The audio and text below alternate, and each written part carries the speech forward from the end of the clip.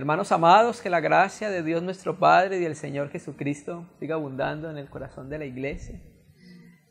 Es necesario que nosotros, cuando nos reunimos como parte de la iglesia de Dios en cada ciudad, parte del cuerpo universal de Jesucristo, siempre tengamos algo en el corazón, y es que la palabra de Dios sea presentada, sea expuesta en medio de la congregación, pues precisamente la palabra de Dios puede hacer algo que ninguno de nosotros puede hacer, y es que la palabra puede limpiar el corazón del cristiano, la palabra puede santificar el corazón del cristiano y la palabra puede edificar al cristiano. Una de las cosas que nosotros hacemos en casa con los hermanos, yo le digo a los hermanos con los que nos reunimos regularmente, que aunque de pronto no entendamos muchas cosas de la palabra, hay una cosa que es cierta, y es que el cristiano que es expuesto en la palabra tiene poder de poder edificarlo, de santificarlo, cosa que ninguno de nosotros tiene poder de hacer, ¿cierto? Entonces, siempre que nos reunimos debe haber siempre una exposición de la palabra, porque el cristiano debe estar expuesto constantemente a la palabra. Segunda Timoteo 3:16, todo lo conocemos de memoria, toda la escritura es seoneustos, soplado, dice el griego, soplada por Dios, y es útil para varias cosas, ¿cierto? Redarguir, para instruir, para corregir y para exhortar, ¿cierto? Entonces la palabra del Señor es muy útil y necesaria en la casa de Dios, y por eso es necesario que regularmente en la casa de Dios, que es la iglesia, se esté enseñando constantemente la palabra, sistemáticamente la palabra, fundamentando a través de la palabra la iglesia, con doctrinas fundamentales y doctrinas generales, ¿cierto? El día de hoy vamos a empezar a considerar un aspecto que como parte del cuerpo de Cristo nosotros debemos percibir, porque de acuerdo a la percepción que tengamos acerca del tema que vamos a compartir, va a estar muy relacionado con nuestra vida cristiana diariamente. De acuerdo a la percepción que nosotros tengamos de esta palabra que vamos a tratar de considerar un poco por las Escrituras, de acuerdo a la percepción que nosotros tengamos, va a ser el resultado de nuestra vida cristiana, hermanos. Amén. Entonces, vamos a leer Hechos 7, empecemos con un texto. Todos conocemos el contexto, ¿no? Esteban, que era uno de los 7 servidores, aunque parece ser que eso fue un cargo provisional, porque después vemos a uno de los 7, que era Felipe, evangelizando en Samaria, evangelizando en Azoto y evangelizando en muchos otros lugares, ¿cierto? Y Esteban entonces empieza a dar testimonio, uno de los mártires primeros de la historia de la iglesia a partir de Pentecostés, de la expresión de la iglesia, y uno de los más jóvenes. Se cree que Esteban era un jovencito y presentó defensa de la fe, y en esa defensa de la fe, el capítulo 7, vamos a leer el verso 1 y el verso 2 porque nos vamos a centrar en algo bien particular. Temas que ya hemos conocido, vamos a volver a repasarlos. Entonces el sumo sacerdote dijo: ¿es esto así? Y él declaró: varones hermanos y padres, oíd. El Dios de la gloria apareció a nuestro padre Abraham estando en Mesopotamia antes que viviera en Harán, y le dijo: sal de tu tierra, de tu parentela, y ve a la tierra que yo te muestro. Estoy leyendo la Biblia textual. Entonces, una de las primeras cosas que Esteban empieza a presentar en la disertación que da acerca de las Escrituras, que es uno de los capítulos más largos de Hechos, él empieza diciendo, hablándonos del llamamiento que tuvo Abraham, ¿cierto?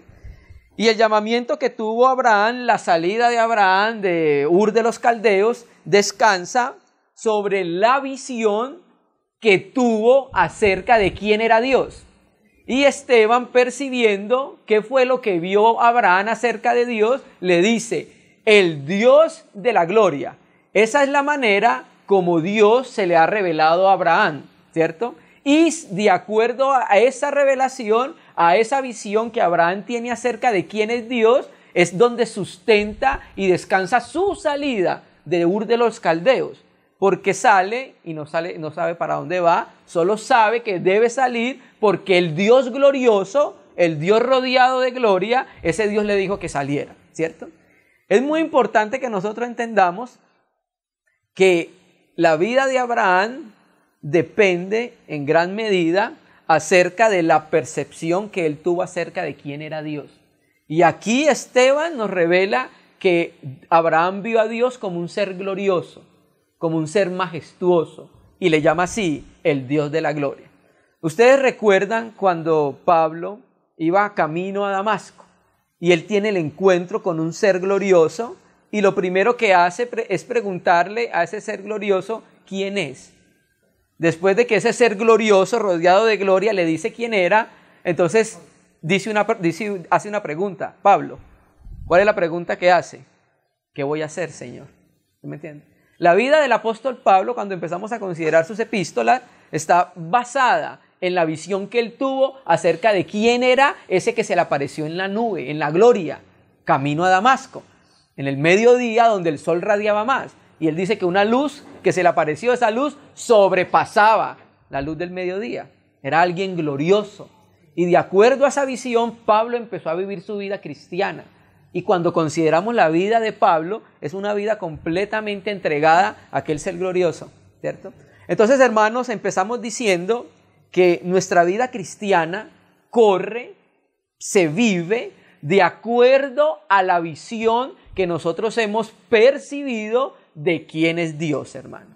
Si Dios para nosotros es un ser glorioso, majestuoso, grandioso, sublime, si nosotros tenemos esa visión de quién es Dios, así va a ser nuestra entrega, nuestra consagración y nuestro vivir cristiano, ¿cierto? Muchas veces, muchos cristianos tienen una medida de entrega a Dios muy superficial, y es precisamente porque la visión que tienen de Dios es una visión muy superficial, ¿cierto? Y no porque Dios sea así, sino que a medida que nosotros nos vamos involucrando con Él, es que nosotros vamos conociendo quién es Él. Un cristiano que se está involucrando íntimamente con su Señor va conociendo quién es Él. Y en esa medida que va viendo esa revelación, espontáneamente se va dando y se va entregando, ¿cierto? Entonces el compartir que vamos a considerar tiene que ver mucho con esta palabra donde leemos acá, el Dios de la gloria. El compartir que vamos a tener se va a basar en esta palabra que en el Nuevo Testamento griego es la palabra doxa. Yo creo que de pronto la hemos escuchado, que significa honor, esplendor del poder divino, gloria divina, esplendor visible de la majestad de Dios. Naturalmente que doxa en el Nuevo Testamento griego tiene muchas aplicaciones, pero casi siempre la mayoría de aplicaciones tiene que ver con la revelación de Dios, de un ser glorioso, de un ser majestuoso, de un ser que es digno de honor y de un ser que es digno de honra. En la próxima reunión, Dios mediante, vamos a ver entonces el equivalente al hebreo del Antiguo Testamento, que es la palabra hebrea kavod, que significa más o menos lo mismo: honor, gloria, reputación, majestad, ¿cierto? Entonces, estas dos palabras las vamos a utilizar tanto en el Nuevo Testamento como en el Antiguo Testamento para mirar un aspecto importante de Dios, que es Juan 17:3 dice: y esta es la vida eterna, que te conozcan a ti, el único Dios verdadero, y a quién más, y a Jesucristo a quien tú has enviado. Vuelve y dice el texto en Corintios que el sabio no se debe alabar en su sabiduría, sino en ¿qué? Alabes en esto, en entenderme y conocerme.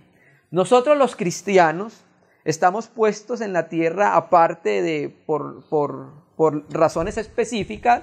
Hay una de ellas, y es que nosotros debemos conocer quién es Dios. Nosotros debemos conocer a quién servimos. Nosotros debemos conocer cómo se ha revelado aquel persona o aquel ser glorioso al cual nosotros servimos. Y la revelación que Dios nos ha dado, pues naturalmente se halla en la persona del Hijo de Dios. Si alguien quiere saber cómo caminó Dios en la tierra, cómo sería Dios en la tierra, cómo hablaría Dios en la tierra, tiene que ver a Jesucristo. Juan 1:18 lo dice muy claramente: a Dios nadie le vio jamás. El monógenes Zeus, el Dios unigénito, Él el que está en el seno del Padre, ¿el qué hizo? Lo reveló, lo explicó. O sea que el Hijo de Dios nos va a mostrar cómo es la Trinidad. El Hijo de Dios nos va a mostrar cómo era el Padre, cómo era el Hijo eterno en la eternidad y cómo era el Espíritu Santo acá en la tierra. A Dios nadie le dio jamás, o sea, la deidad.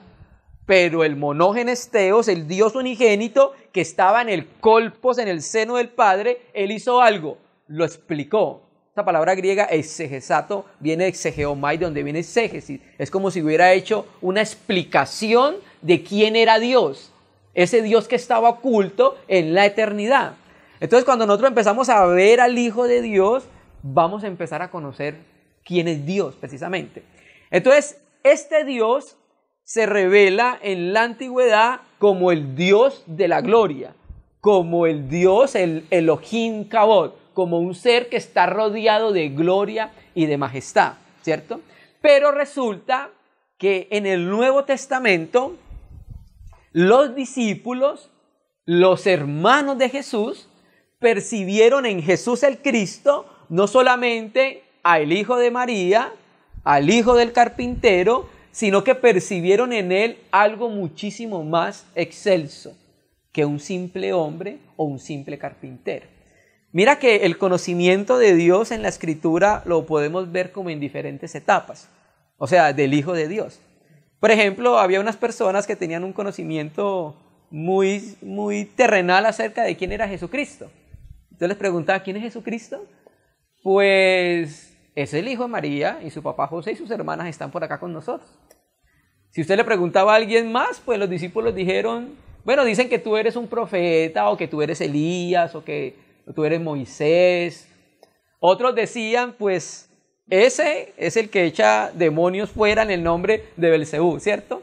Una visión un poco más rastrera acerca de lo que es el Hijo de Dios. Pero Pedro y los 12, incluso los hermanos de Jesús en su momento, ellos percibieron un poco más real quién era la persona de Jesucristo. Ustedes saben que el texto de la Escritura dice que ni aún los hermanos de Jesús creían en él. Más adelante en el texto, Santiago y Judas, ¿sabe cómo se presentan? Judas, siervo de Jesucristo. Yo me hubiera presentado como medio hermano de Jesucristo. Así hubiera empezado la epístola. Yair, medio hermano de Jesucristo. Pero Judas empieza diciendo Judas, siervo. Esa palabra siervo significa esclavo, dulos. Entonces él se consideraba esclavo de aquel con el que creció durante mucho tiempo. ¿Y eso por qué? Porque después de la resurrección de Jesucristo se le revela como ese ser glorioso que es y no queda más entonces de reconocerse como lo que es delante de su Señor. ¿Qué es? Siervo, que eso es lo que se consideraba Pablo. ¿Qué haré, Señor? Porque ahora tú eres el Señor, porque él pregunta, ¿quién eres, Señor? Bueno, nosotros tenemos el Nuevo Testamento griego, lo más probable es que esa conversación, como dice el texto, había sido en hebreo o en arameo cuadrado. Entonces lo más probable es que le hubiera dicho, ¿quién eres, Adón? O ¿quién eres, Adonai? ¿Cierto? Entonces primero lo reconoce como el Señor y luego de saber quién es el Señor, él se reconoce a sí mismo como el siervo. Y por eso vemos nosotros la vida de Pablo. La vida de Pablo no era nada más y nada menos que la de un esclavo. ¿Esclavo de quién? De Jesucristo. ¿Y por qué era el esclavo del Señor? Porque para él, en la visión que él tuvo del Señor, ese ser era grandioso, ese ser era glorioso. Y cuando nosotros vamos percibiendo la gloria del Señor, espontáneamente, sin hacer mucha fuerza, nos vamos dando a Él. Porque en nuestro interior, en lo más profundo, nosotros vamos percibiendo quién es Él. Vamos percibiendo lo glorioso que es el Hijo de Dios. Entonces miren lo que dice Santiago Jacobo. Vamos a Santiago 2, capítulo 2. Entonces en el 1, Jacobo, un siervo de Dios y del Señor Jesús el Mesías. Esa es la presentación. Entonces me llama la atención, voy a leer primero de Reina y Valera 60, en Santiago 2. Jacobo, porque en realidad es Jacobo. Santiago es una especie de corrupción del nombre de Jacobo. En la antigüedad, el catolicismo romano papista llamaba a los apóstoles, por delante les colocaba San Pedro, San Pablo, Santiago, y de ahí salió San Jacob. Entonces quedó Santiago, pero en realidad es Jacobo, el medio hermano del Señor Jesucristo. Voy a leerlo en Reina y Valera 60. Santiago 2 dice: hermanos míos, que vuestra fe en nuestro glorioso Señor Jesucristo sea sin acepción de personas. La Biblia textual dice: hermanos míos, no tengáis favoritismo en la fe de Jesús el Mesías, nuestro Señor de la gloria. Entonces, ¿quién es Jesucristo? Jesucristo es la suprema expresión de la gloria de Dios. Ese Dios que existió siempre en la eternidad se quiso revelar y quiso mostrar cuán glorioso era. Y cuando vemos al Hijo de Dios, podemos contemplar al Señor de la gloria.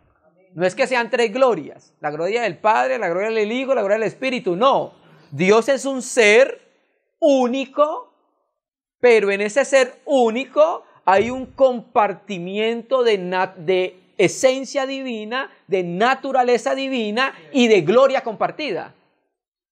¿Sí? Recuerda lo que dice el Señor Jesucristo: Padre, vuélveme a la gloria que tuve contigo antes de que el mundo fuera. ¿Cierto?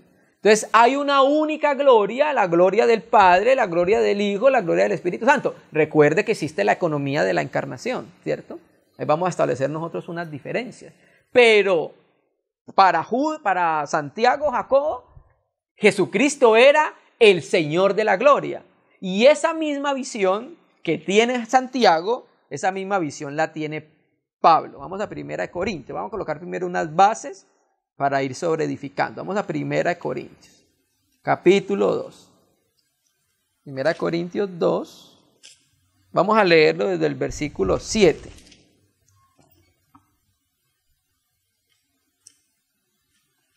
Entonces estamos mostrando cómo el Dios, el Padre en el Antiguo Testamento, se revela como el Dios de la gloria. Estamos viendo que lo que dice Hebreos 1, que el Hijo de Dios es la expresión exacta de su ser y el resplandor de su gloria. 1 Corintios 2:7. Mas hablamos sabiduría de Dios en misterio, la sabiduría oculta, la cual Dios predestinó antes de los siglos para nuestra gloria, la que ninguno de los príncipes de este siglo conoció, porque si la hubieran conocido, nunca habrían crucificado ¿a quién? ¿Quién es el Señor de la gloria? Jesús, el Hijo del Dios viviente. Mire la percepción que tenía Pablo acerca de quién era Jesucristo. Él era el Dios de la gloria. Ese Señor es el Kyrios, el Señor. Y mire la visión que tenía Santiago, Jacobo, que su hermano, medio hermano, ya resucitado, era ¿quién? El Señor de la gloria. ¿Cierto? Entonces empezamos a establecer unos fundamentos. ¿Cuáles? Que Dios es un ser que está rodeado de gloria y es un ser glorioso que es digno de ser honrado, que es digno de ser exaltado por ser Dios lo que es. ¿Sí?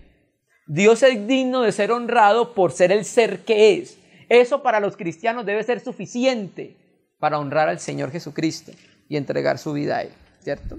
Entonces, y terminemos este aspecto con 2 de Corintios 4, versículo 6.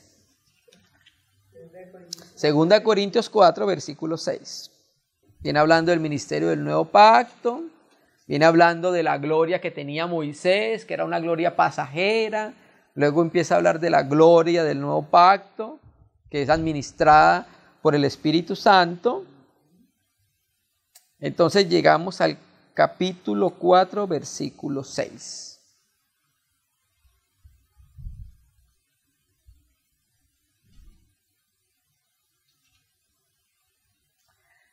Segunda de Corintios, capítulo 4, verso 6. Empieza a hablar que el Dios de este mundo, con D minúscula, hizo algo. Ha oscurecido el entendimiento de los hombres. Pero gracias a Dios, a través de la obra de Jesucristo, se puede traer luz al corazón de las personas. Y va a empezar el Espíritu Santo por Pablo a explicarnos que la predicación de Jesucristo crucificado, que es el fundamento del Evangelio, produce entonces luz en el corazón de las personas que lo escuchan y que lo creen. A lo que dice el verso 6. Porque el Dios que dijo, resplandezca luz en las tinieblas. O sea, naturalmente Pablo lo que está haciendo es que está citando ¿qué? Génesis 1, versículo 3. Y dijo Dios, sea la luz. O sea, no que exista la luz. Lo que quiere decir es que se manifieste la luz. ¿En dónde? Pues como estaba la tierra, desordenada, vacía, y habían tinieblas. Entonces, en medio de ese desorden, en medio de esas tinieblas, es que Dios dice que sea la luz. O sea, que se manifieste la luz. Que es lo que está trayendo Pablo acá para mostrarnos que la predicación de Jesucristo y de este crucificado trae luz al corazón de las personas que escuchan el mensaje del Evangelio y creen en él. Porque el Dios que dijo resplandezca luz en las tinieblas es el que resplandeció, o sea, el que brilló en nuestros corazones. ¿Para qué? Para iluminación o difundir la luz del conocimiento de la gloria de Dios en la faz de Jesucristo, en la faz de Jesús el Mesías, dice acá. Entonces, a través de la predicación del Evangelio, nosotros vamos llevando la luz al mundo que está en tinieblas, al mundo que tiene un príncipe, al mundo que el enemigo cegó, porque el Dios de este mundo ha cegado el entendimiento de los incrédulos. Entonces, a través de la predicación del Evangelio se va llevando la luz para que las personas, a escuchar el mensaje de la cruz, el mensaje de la obra de Jesucristo, empiece a resplandecer en sus corazones algo.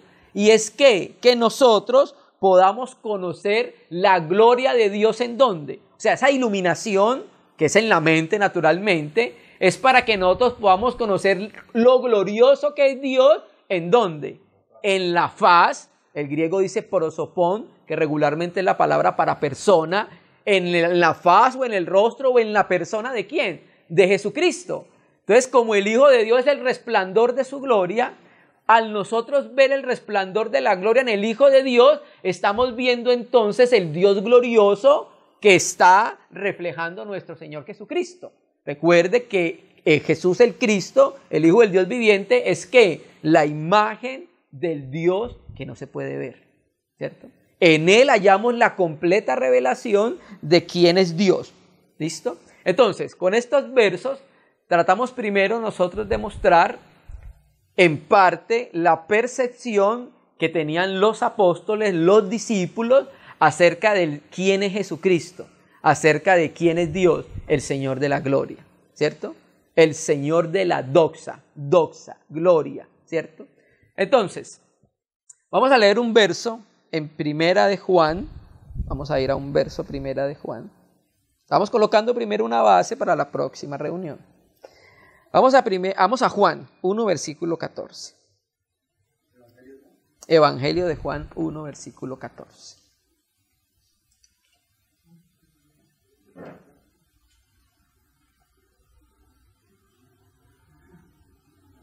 Amén.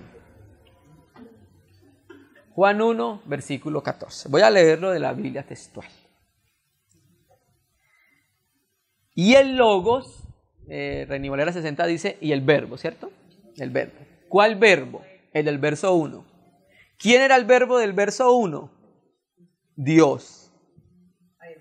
Claro. En el principio era el Logos. ¿Qué es eso? Preexistencia. El verbo preexistía antes de que todo existiese. Y el Logos estaba ante Dios. Prostonteon, frente, cara a cara, frente a Dios, ¿cierto? Entonces, ¿qué significa eso? Coexistencia. Coexistía juntamente con Dios antes de que todo existiese, en el principio. Y la última cláusula es, y Dios era el Logos. O sea que ese verbo que existía con Dios, cara a cara con Dios, también era Dios. ¿De qué nos habla ese texto? Nos explica muy claramente la Trinidad. ¿Me entiendes? Completamente. Entonces el verbo era Dios. Entonces ese verbo del que hablo en el versículo 1, dice el verso 14, y el Logos se hizo carne. O sea, sucedió algo con el verbo que preexistía, que coexistía y que era Dios. Hizo algo. El verbo vino a la tierra y cuando vino a la tierra sucedió algo con él. Se hizo hombre. Aquí dice la economía de la encarnación. Se hizo carne. ¿Y qué dice el texto? Y habitó entre nosotros. Quiero leer primero el texto griego. Sí, literalmente, vamos a leer acá de Juan 1:14. Entonces, y el verbo carne se hizo, estoy leyendo el Internacional de Francisco La Cueva, y ficó tabernáculo, dice esta traducción. La palabra griega es kenosen, significa habitar en tiendas. Y la Biblia textual traduce, y tabernaculizó entre nosotros. O sea, quiere decir eso, que Dios se ha hecho habitante del mundo. Que Dios plantó su tienda en esta tierra, y la tienda es ¿quién? Bueno, la encarnación del Hijo de Dios, ¿cierto? Entonces, el Logos se hizo carne y tabernaculizó entre nosotros, y cuando hizo tabernáculo el Verbo Dios en medio de los hombres, Juan percibe algo en esa encarnación del Hijo de Dios. Y entonces dice, y que cuando tabernaculizó y contemplamos su gloria. ¿Sí? Contemplamos su gloria. Mire, cuando hay un corazón dispuesto a conocer a Dios, ese corazón se vuelve sensible a quién es el Señor y puede percibir cosas que otras personas no pueden conocer acerca de Dios. ¿Sí? Por ejemplo, ya lo hemos dicho, le pregunta el Señor a los discípulos, ¿quién dicen los hombres que soy yo? El Bautista, Elías o alguno de los profetas. Esa era la percepción que tenían los hombres. Pero para Juan y para los discípulos era un ser glorioso. No era nada menos y nada más que Dios encarnado en medio de nosotros. Entonces por eso a Juan dice, contemplamos su gloria, gloria como el unigénito del Padre, lleno de gracia y lleno de verdad. Bueno, si a nosotros nos hubieran preguntado cómo era Jesús del día que lo viste, bueno, es como alto, tiene el pelo como café, los ojos son de este color.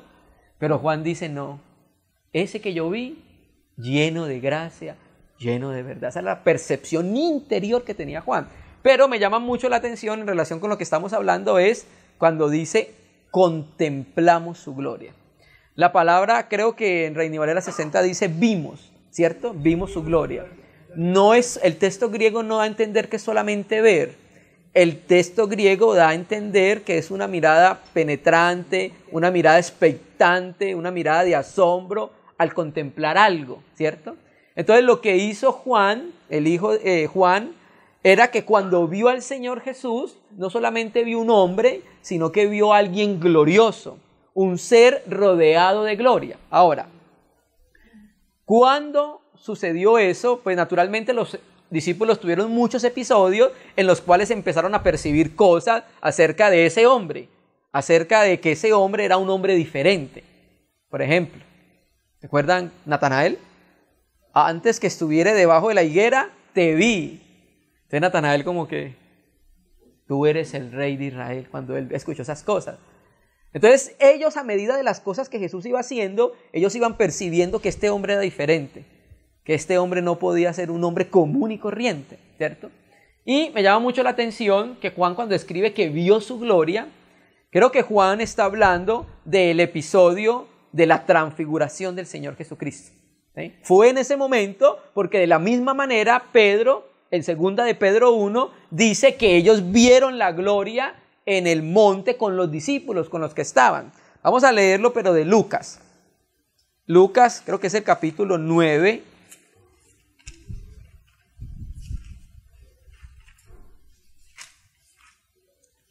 Lucas capítulo 9. Vamos a leerlo desde el verso 28.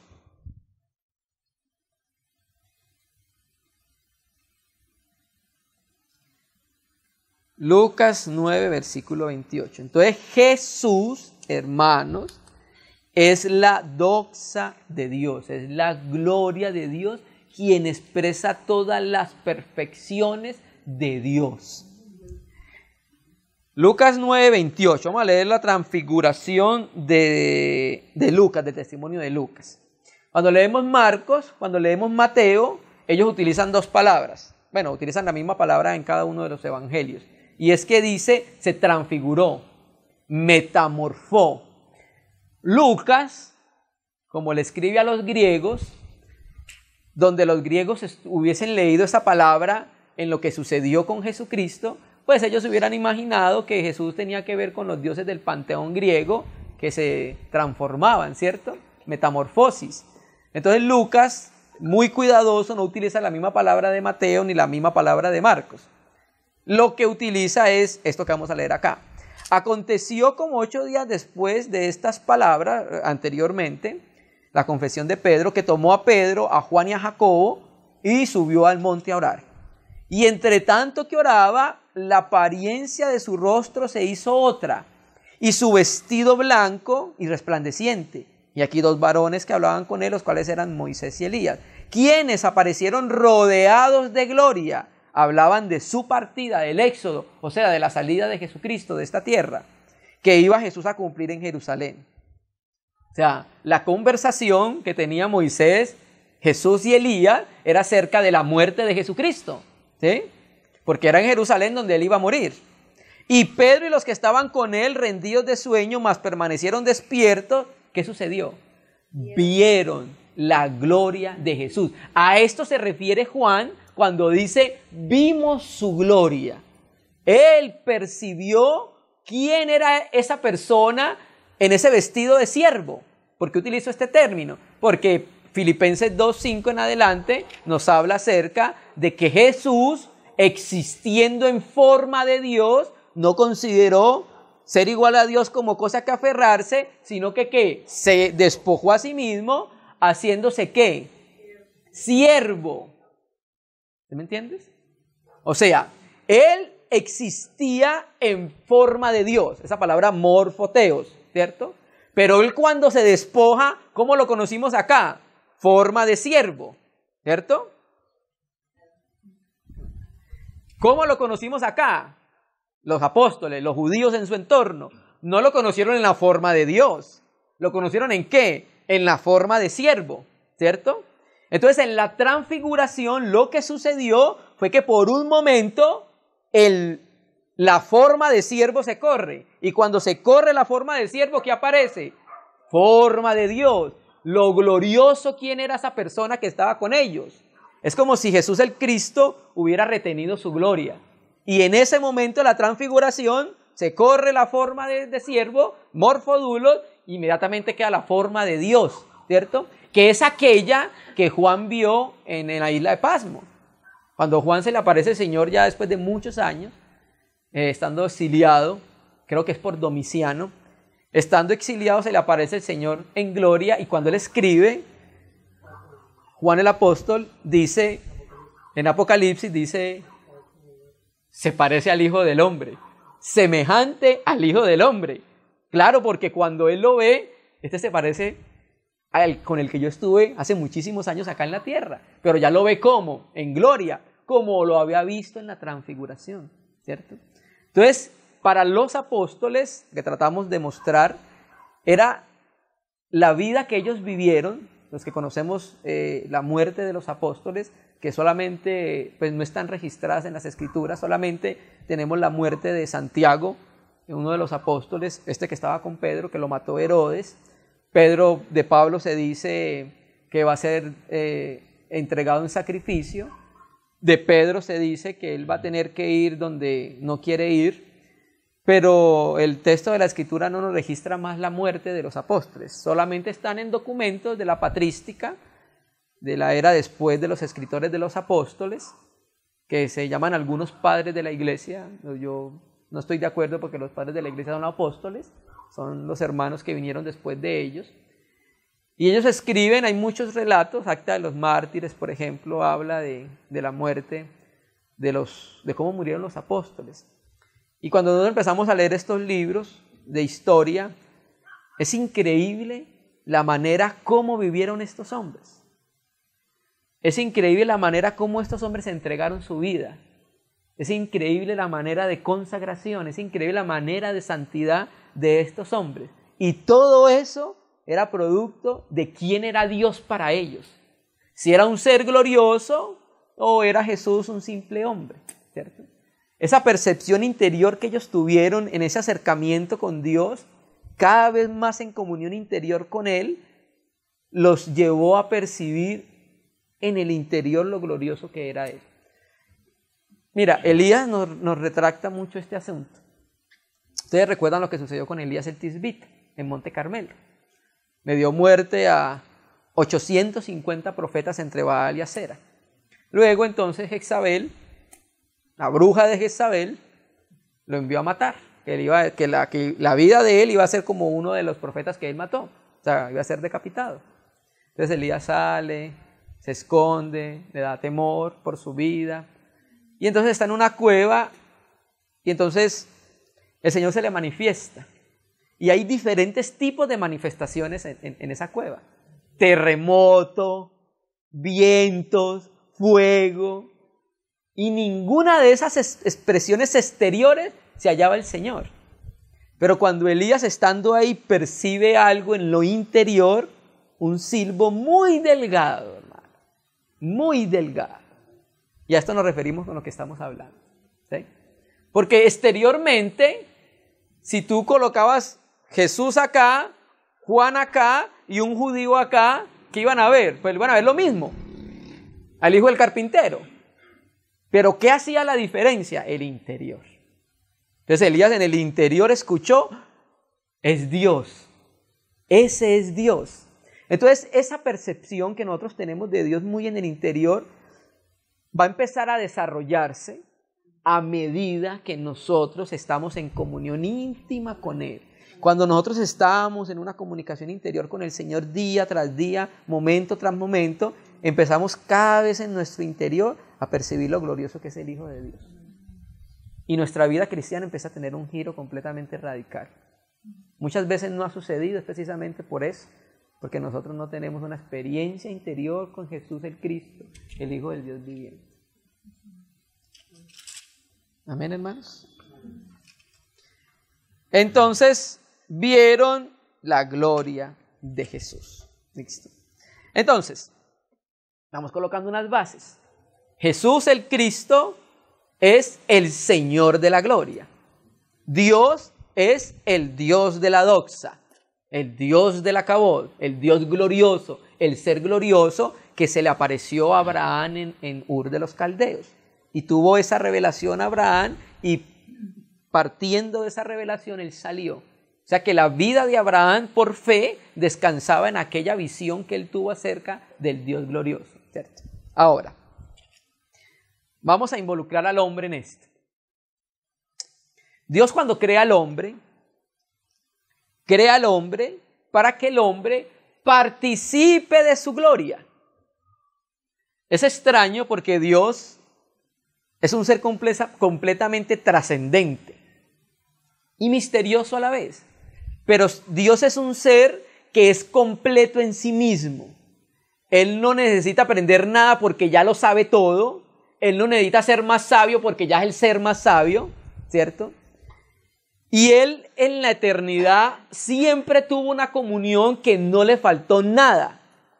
El Padre, el Hijo, en el Espíritu Santo, en esa comunión de amor que ellos siempre han tenido, no han necesitado de absolutamente nada ni de nadie. Pero Dios, en su corazón, se propuso crear al hombre. Y entre las muchas cosas de crear al hombre, quiso que el hombre, sin necesidad, por amor, participara de su gloria, algo propio de él. Quiso que el hombre fuera participante de su gloria. Entonces coloca al hombre en el huerto de Edén y esperaba que el hombre decidiera por Dios para que participara de la gloria compartida que él tenía en el seno de la deidad, ¿cierto? Pero sucedió algo. Conocemos nosotros la historia. El hombre decidió independizarse de Dios, le dio cabida al yo y decidió entonces en contra de Dios, ¿cierto? Entonces Pablo nos habla de este asunto de la siguiente manera. Vamos a Romanos 3, texto muy conocido por los hermanos. Romanos 3, vamos a leer desde el versículo 21.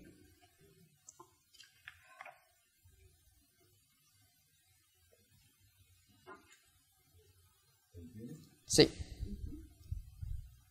Debemos tener un subtítulo que dice la justicia que es por medio de la fe. Voy a utilizar también acá el texto griego porque quiero mostrarles algo. Es que hay veces, hermano, va a ser un paréntesis, hay ciertas traducciones que hay veces no muestran la fuerza de la palabra. Entonces por eso hay veces, pues en mi caso personal voy al griego para mirar algunas cosas. Ya. ¿Tenemos Romanos 3:21?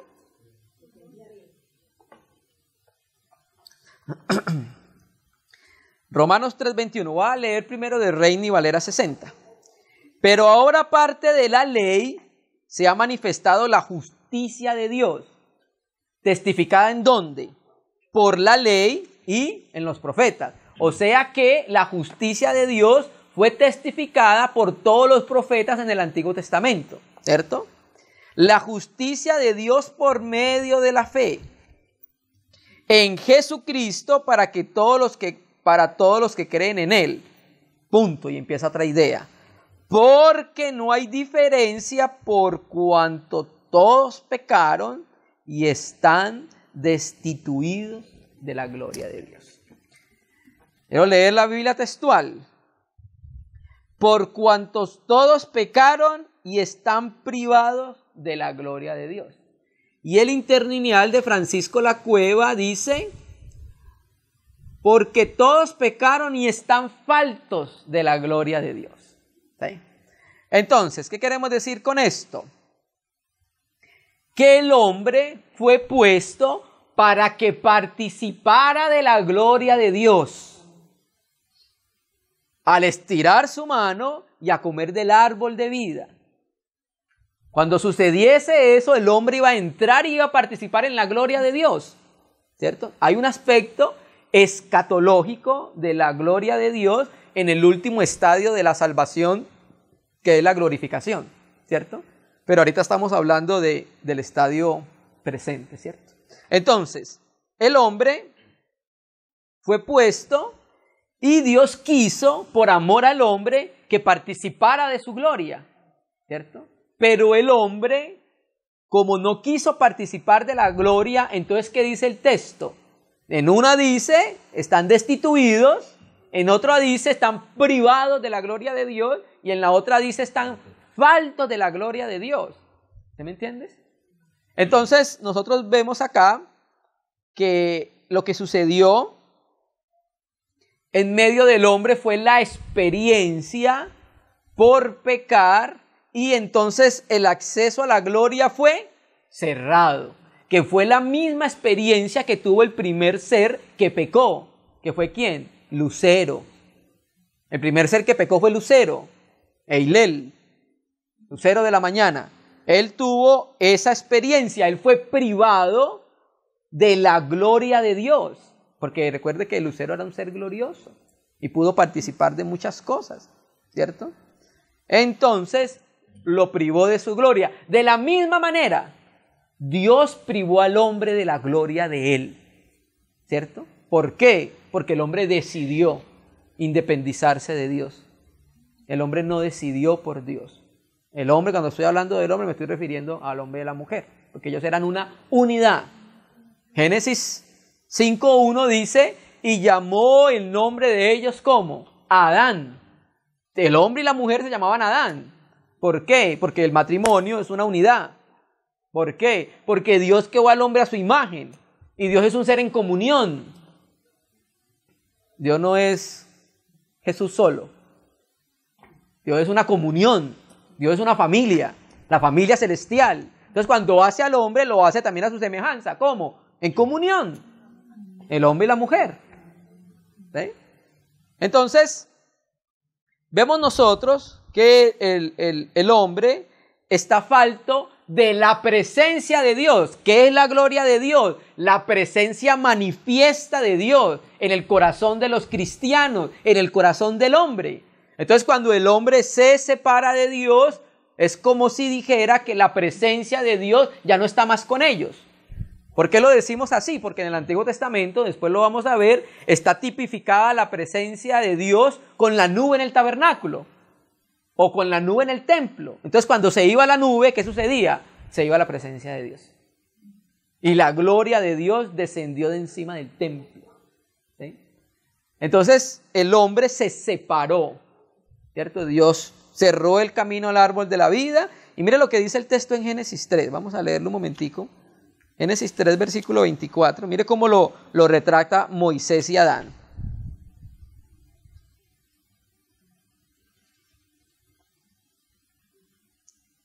Dios manifiesta su gloria a través de su presencia. Pero como el hombre está falto de la gloria de Dios, está falto de la presencia de Dios, de la manifestación de Dios, ¿cierto? Pero Dios no quería eso para el hombre. Dios quería incluir al hombre en su gloria. Tanto así que Dios incluyó al hombre en su comunión. ¿No? Fuimos llamados a la comunión ¿con quién? Con su Hijo Jesucristo. Pero la comunión con el Hijo de Dios nos la da ¿quién? El Espíritu Santo. Y si tengo comunión con el Hijo, tengo comunión con el Padre. ¿Sí? Mira, Génesis 3:24. Así pues expulsó al hombre y situó querubines al oriente del huerto de Edén con una espada flameante que se revuelve para guardar el camino al árbol de la vida.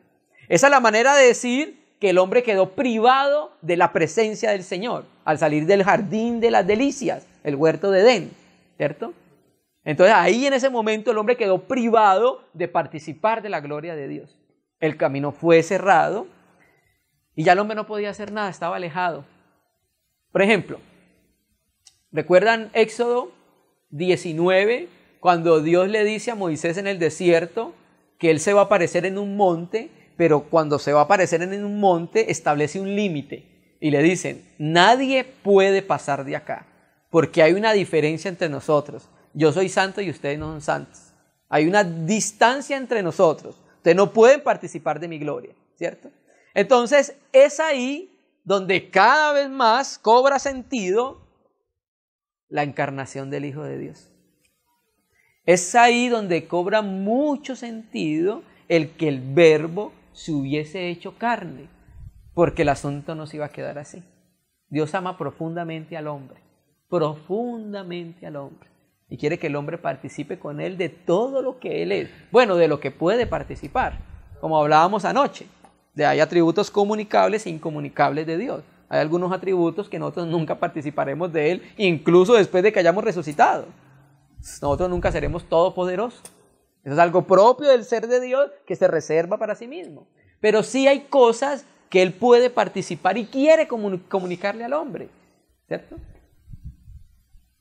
Entonces mira cómo toma sentido la obra de Jesucristo.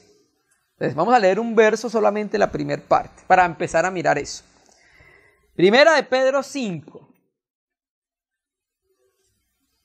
Entonces, la obra de nuestro glorioso Señor Jesucristo, lo que va a hacer es que va a introducir nuevamente al hombre que estaba desprovisto, falto y privado de la gloria de Dios. ¿En dónde? En la gloria de Dios. Qué precioso el Señor. Nosotros, simples seres humanos, pecadores, mira el Señor lo que está haciendo con nosotros. Vuelvo, insisto, hermano. Hay veces nuestra vida cristiana no tiene un giro radical. Es precisamente porque hay ciertas verdades en la Biblia que nosotros no percibimos o no conocemos. Si nosotros conociéramos más de estas cosas en la palabra, estoy seguro que nuestra vida cristiana daría un giro muy radical en relación a Jesucristo, en relación con nuestro servicio, en relación con nuestra comunión y en relación con nuestro acercamiento a Él. Primera de Pedro 5. Versículo 10. Más, siempre empieza hablándole a los ancianos acerca de cómo deben pastorear, pero este versículo, aunque venía hablando de los ancianos hasta el verso 9, creemos que tiene una aplicación general al cuerpo de Cristo. Mas el Dios de toda gracia, y es lo que dice el texto, que nos llamó a su gloria eterna. Mire, hermanos, el llamamiento de Dios al hombre hacia la gloria fue desde el mismo momento que el hombre fue creado. De ese mismo momento, ¿por qué lo sabemos? por el texto que acabamos de leer en Romanos. Fuimos privados de la gloria de Dios, o sea, no la teníamos. La hubiésemos podido participar de ella, pero como entró el pecado, el hombre no tuvo acceso a la gloria de Dios.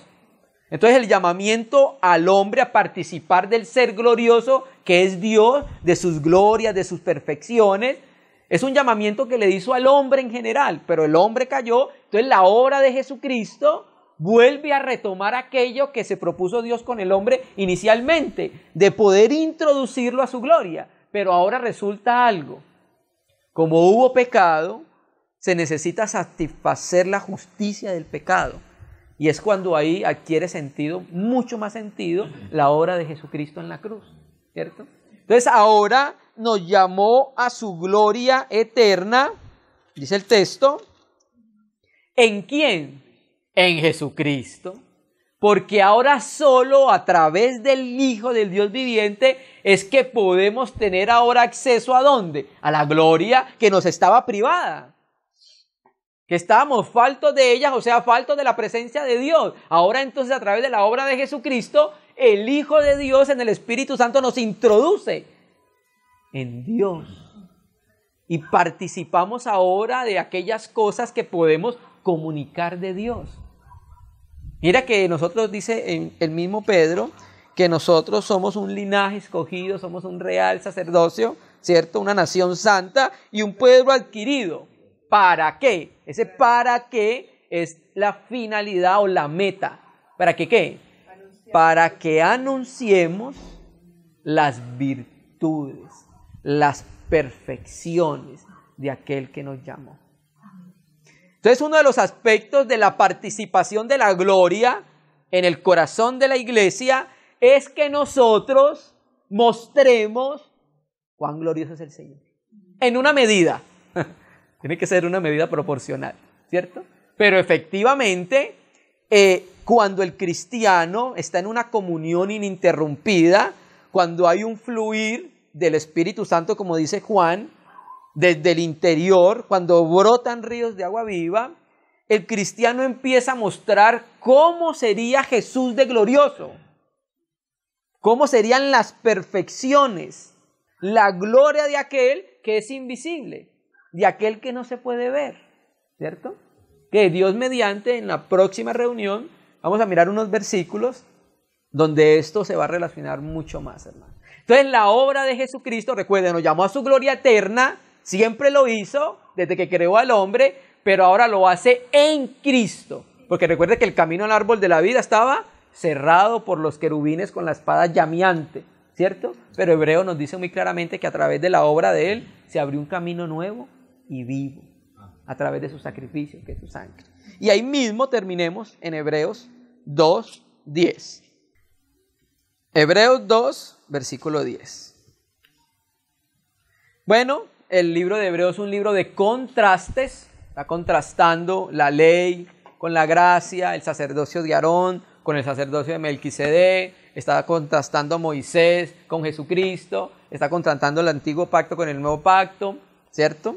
Y aquí empieza a hablarnos acerca del honor que tiene Jesucristo porque cumplió la obra que el Padre le entregó y le encomendó para que cumpliera, y cuando la cumplió, dice Filipenses 2, que después de haberla cumplido fue exaltado hasta lo sumo y se le dio un nombre que es sobre todo nombre. Bueno, ese glorioso Jesucristo, dice el verso 10, porque convenía a aquel Dios por cuya causa son todas las cosas y por quien todas las cosas subsisten, que habiendo de llevar muchos hijos a la gloria, perfeccionase por aflicciones al autor de la salvación de ellos, ¿cierto? Entonces, la gloria, lo que pasa es que no lo leímos ahorita en 1 de Pedro 5:10, la gloria está relacionada con el sufrimiento también. ¿Sí? Y acá el Señor entonces, para introducir muchos hijos a la gloria, ¿qué tuvo que pasar? Por padecimientos y por sufrimientos. Si sufrimos con Él, reinaremos con Él. Si padecemos con Él, reinaremos juntamente con Él. Mira lo que quiero leer acá. Ese es el 10, ¿cierto? Entonces dice, para llevar muchos hijos a la gloria, conduciendo muchos hijos a la gloria. Esa palabra Alá, es una preposición griega que es eis. Esa preposición griega significa hacia adentro. Eso es lo que significa la preposición griega eis. Entonces Él, a través de su obra, está introduciendo muchos hijos a la gloria eterna que nos llamó para que todos los hijos participásemos de ella. ¿Sí? Nosotros como cristianos, hermanos, hay muchos aspectos en la palabra que debemos considerar. Y por eso empezamos diciendo que nosotros debemos ser expuestos constantemente a la Biblia. Porque hay muchos aspectos de la revelación de la palabra de Dios en las cuales nosotros debemos empezar a introducirnos, hermanos. Amén. Entonces, hermanos, en esta primera reunión mostramos que Dios es un ser glorioso, que Jesucristo es el Señor de la gloria, que el hombre Dios lo colocó para participar de su gloria y sus perfecciones, pero el hombre pecó, cayó, fue privado, falto de la gloria de Dios, pero Dios nos hace un llamamiento en Cristo Jesús nuevamente a través de su obra en la cruz para poder participar de esa gloria. Entonces, Dios mediante, en la próxima reunión vamos a continuar hablando acerca de este aspecto, de las expresiones de la gloria de Dios, de lo que sucede cuando Dios no es glorificado, ni es honrado, ni se expresa su gloria, que también en la palabra nos habla acerca de eso. Recuerda lo que dice 2 Corintios 5:10, porque todos compareceremos, todos nosotros compareceremos ante el tribunal de Cristo, ante la bema de Cristo, ¿cierto? Para que cada uno reciba lo que haya hecho estando en el cuerpo. Bueno, hubiera sido muy bueno que el texto hubiera terminado ahí. Pero el texto sigue diciendo, sea bueno, hubiera sido mejor que hubiera terminado ahí. Pero el texto sigue diciendo, o malo. ¿Sí me entiendes? Entonces un cristiano está expuesto o a hacer lo bueno o a hacer lo malo. ¿Cierto? Entonces, hermanos, esperamos que la palabra del Señor guarde nuestro corazón, que la palabra del Señor pueda fructificar. Entonces, Dios mediante, después continuaremos hablando acerca de la responsabilidad que tenemos ahora como cristianos de dar a conocer al glorioso Señor, al Señor de la gloria. Amén, hermanos. Vamos a orar, hermanos, al Señor. Toda gloria.